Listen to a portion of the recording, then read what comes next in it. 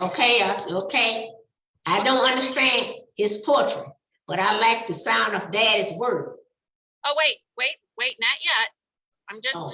We're just going, give me a minute here. Okay.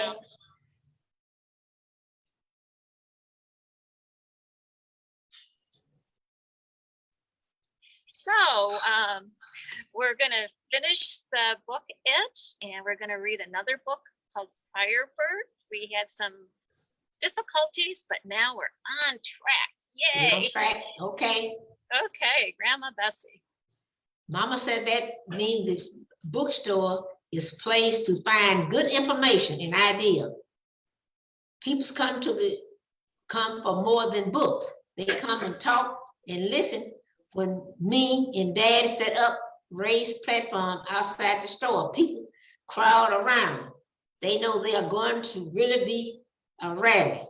News spread fast. Some people find out by flyers. Most people coming here through the grapevine. I like to understand the platform and look out. People everywhere. They are some squad cars too. Dad's joke. Anytime more than 3 black people are congregated and they get nervous.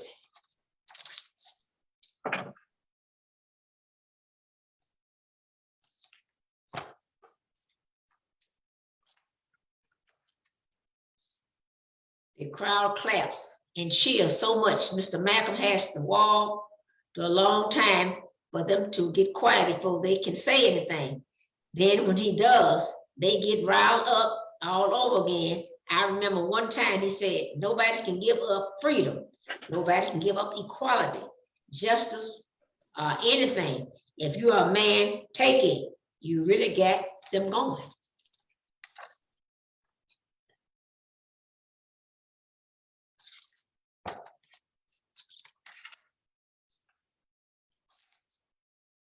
There are bodyguards watching out for Mr. Malcolm. When I asked Dad why, he said, Malcolm speaks the truth. And there are people who don't want us to hear it.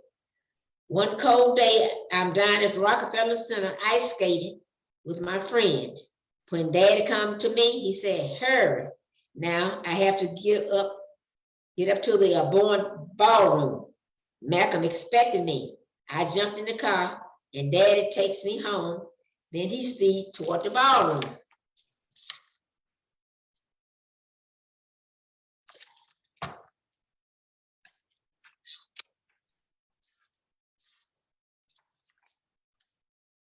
Later that I hear Daddy's key in the door. He hugged Mom and me and sat into the chair. He takes off his glasses and cleaned them. At last he said, when I got ballroom, everybody was rushing out, screaming and hollering. I went inside and he was crying. Dad kind of shivered.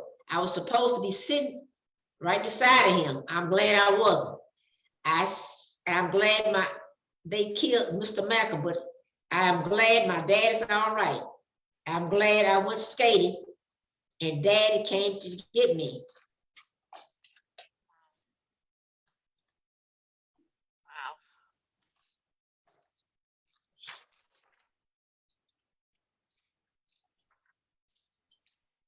And I go back, Daddy sitting in the living room crying in the dark. I never heard Daddy cry before, and I don't even know what to do. I can't help him. I can't keep him from crying. In the morning, Daddy comes in the room. He looked tired and said, okay. He sit on the edge of the bed and pet my forehead. Malcolm used to say, if you're not willing to die for it, put the word freedom out your vocabulary. Dad said, and think they get rid of him, but people won't forget Louis, his word would never leave us.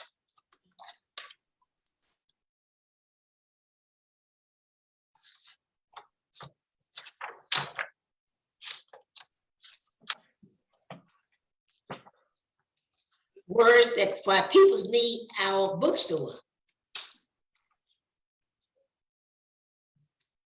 Words. Yeah.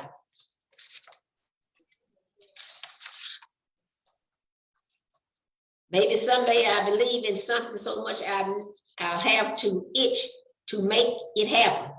But now I read books, I ask questions, I listen to people on the platform, and I talk with my dad about the truth. Here's at the National Memorial.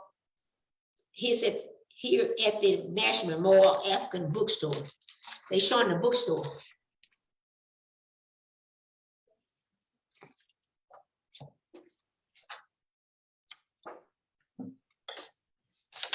The end.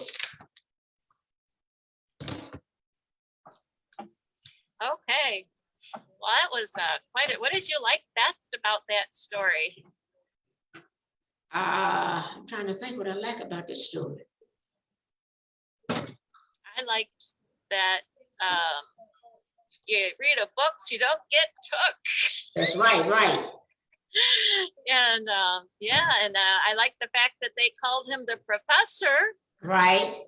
Because he was really smart. He knew a lot of things. People tried to tell him, oh, you know, yeah, African Americans aren't going to read. He's like, right. they're not going to. I know they're going to read. And you know, he was the professor. I mean, he knew, but he right. never had a formal He education. was smart. But he was very smart. Yeah, he was And smart. Started and just so driven and opened this bookstore. Yeah. Like starting out, they wouldn't even get him a loan. So he's Right.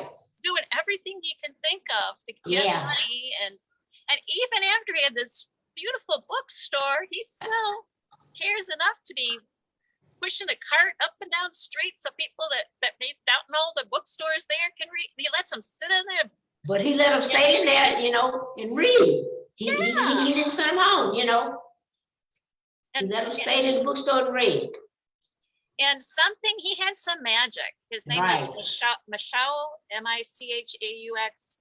And it was in the 1960s, the little bookstore. Yeah. And he had some magic because he had all these famous people coming to his bookstore. Yeah. So to me, being called a professor was appropriate because he knew how to get people involved in reading, and so it's a marvelous Father's Day story. Yeah, that's a good Father's Day. About his father. Yeah, that's a good Father's Day story. And so, and we have another. So, is there? I see you liked some of the same parts that I did. Yeah. I see your face. Yeah. And I think we all need inspiring stories. We do. People tell him he couldn't, you know, nobody's going to read. No, you know, he couldn't. They wouldn't even give him a loan, and he opened a bookstore. Anyway. Yeah, right. Nobody's going to tell him what he could or couldn't do. Yeah, wouldn't even give him a loan. Wouldn't even give him a loan. I know. I know. Boy, they were wrong. Yeah. So, and the next one is called Firebird. And it's about Misty Copeland and what she went through. Firebird, yeah. Firebird. Okay. Mr. Copeland, illustrated by Christopher Myers, one of the New York's best time-selling books.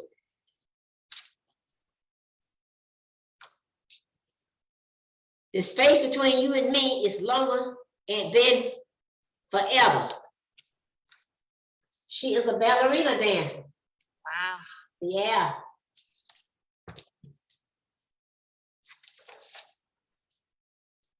Before the curtain rise, before the spotlight falls.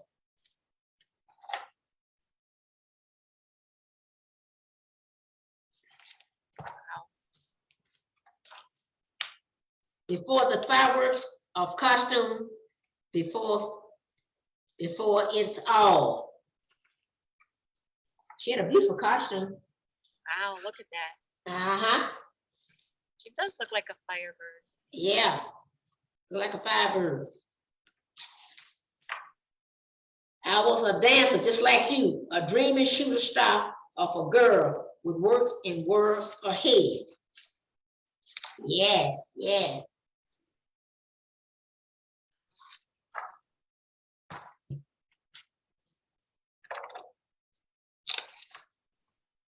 There I am sweating at the barrack. I had 1,000 leaps of fall, switching worn out slipper, swift as a paw. Even birds must learn to fly, like me. You go sturdy and grace, sturdy and accurate, and wings to climb.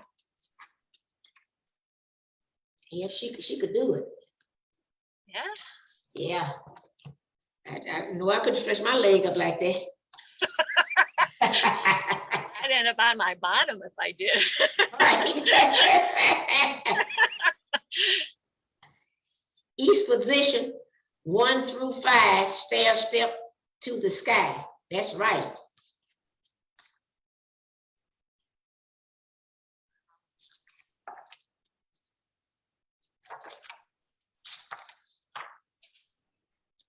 You will soar between a swan, a beauty, a firebird for sure. Soon the same practice, you will join in the dancing. Ooh, wow. My, Wow. I couldn't stretch like that.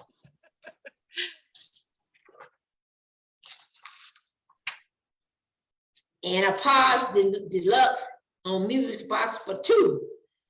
We'll wrap our hearts carefully in ribbon and point our shoes. Standing up on their toes. Wow. Yeah.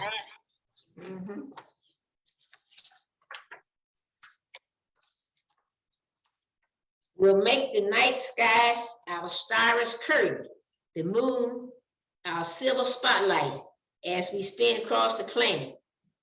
Pictures tighten as the curve on our heads. Oh, the curves on their heads. Yeah, I see that. Yeah. Yep. The end. Okay. Well, thank you for telling those 2 stories. All right.